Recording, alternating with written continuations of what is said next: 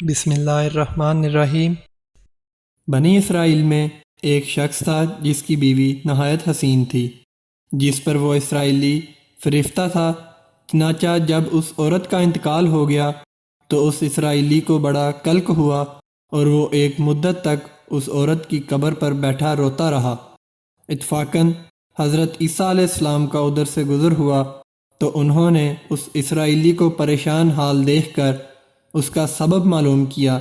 جب اسرائیلی نے اپنا واقعہ بیان کیا تو حضرت عیسیٰ علیہ السلام نے دریافت فرمایا، کیا تو چاہتا ہے کہ میں اس کو تیرے لیے زندہ کر دوں؟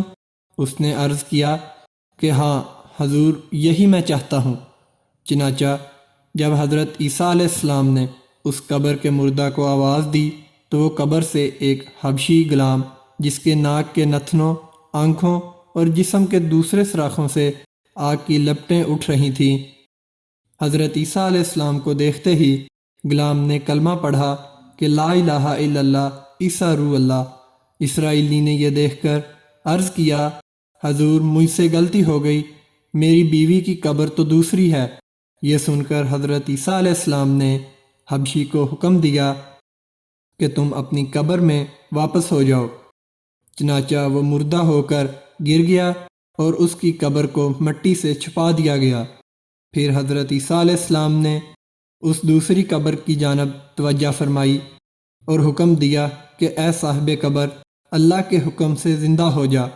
چنانچہ قبر پھٹی اور اس سے ایک عورت سر سے گرد جھاڑتی ہوئی باہر آ گئی، جس کو دیکھ کر اسرائیلی بولا، یا روح اللہ، میری بیوی یہی ہے۔ اور حضرت عیسیٰ علیہ السلام کے حکم سے وہ اسرائیلی اپنی بیوی کو ہمراہ لے کر واپس ہونے لگا، مگر عرصہ سے جاگا ہوا تھا، اس لیے اس پر نیند کا غلبہ ہو گیا۔ اس نے بیوی سے کہا کہ تیری قبر پر گریہ و زاری اور بیداری نے مجھے ہلاک کر دیا، اس لیے میں چاہتا ہوں کہ کچھ دیر آرام کر لوں۔ بیوی کہنے لگی کہ ہاں، آپ آرام کر لیجئے۔ چنانچہ وہ اسرائیلی بیوی کے زانوں پر سر رکھ کر سو گیا۔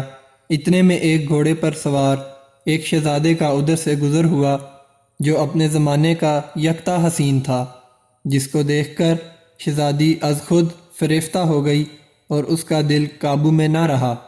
اس نے شوہر کا سر زانوں سے نیچے رکھا اور فرط محبت سے مجبور ہو کر شہزادے کے سامنے جا کھڑی ہوئی۔ ادھر جیسے ہی شہزادے کی نظر اس پر پڑی، وہ بھی اس کو دیکھ کر اس پر فریفتہ ہو گیا اور عورت کی خواہش پر اس کو اپنے گھوڑے پر بٹھا کر لے گیا۔ چنانچہ اس کے شوہر نے بیدار ہو کر جب اپنی بیوی کو نہ پایا تو نہایت پریشان ہوا اور اس کے ملنے کی تدبیر سوچنے لگا۔ سوچتے سوچتے آخر اس کے نشانے قدم پر چل کر اپنی بیوی کو تلاش کر لیا، جو شہزادے کے پاس پہنچ چکی تھی۔ اس کو دیکھ کر اسرائیلی نے شہزادے سے عرض کیا کہ یہ میری بیوی ہے، آپ اس کو چھوڑ دیجئے۔ ابھی شہزادہ کچھ کہنے بھی نہ پایا تھا کہ اس عورت نے کہا، میں تیری بیوی نہیں بلکہ شہزادے کی لونڈی ہوں۔ یہ سن کر شہزادہ اسرائیلی سے کہنے لگا، کیا مجھ سے میری لونڈی کو لینا چاہتا ہے؟ اس نے کہا، خدا کی قسم، یہ میری بیوی ہے، جس کو میرے سردار حضرت عیسیٰ علیہ السلام نے مرنے کے بعد میرے لیے زندہ کیا ہے۔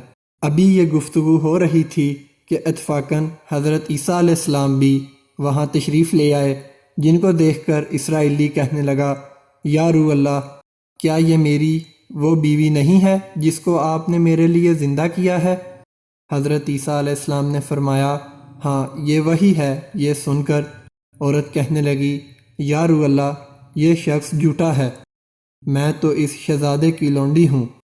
حضرت عیسیٰ علیہ السلام نے فرمایا، کیا تو وہ عورت نہیں جس کو میں نے اللہ کے حکم سے زندہ کیا ہے؟ عورت نے کہا، یا روح اللہ، باخدا میں وہ نہیں ہوں۔ اس کے بعد حضرت عیسیٰ علیہ السلام نے فرمایا، جو جان خدا کے حکم سے میں نے تجھے دی ہے اس کو واپس کر دے۔ یہ سنتے ہی وہ عورت پھر مردہ ہو کر گر پڑی اور حضرت عیسیٰ علیہ السلام فرمانے لگے کہ جو شخص ایسے آدمی کو دیکھنا چاہے جو کافر مرا تھا اور زندہ ہو کر ایمان لایا، تو وہ اس حبشی غلام کو دیکھ لے جو پھر ایمان کی حالت میں مرا ہے اور جو کوئی ایسے شخص کو دیکھنا چاہے جو مومن مرا تھا پھر اللہ نے اس کو زندہ کیا اور وہ کافر ہو کر حالت کفر میں مر گیا تو وہ اس عورت کو دیکھ لے۔ اس واقعہ کو دیکھ کر اسرائیلی نے قسم کھائی کہ اب کبھی نکاح نہیں کروں گا اور میدانوں کی طرف نکل گیا، جہاں اللہ تعالیٰ کی عبادت میں مصروف رہ کر اسے موت آ گئی۔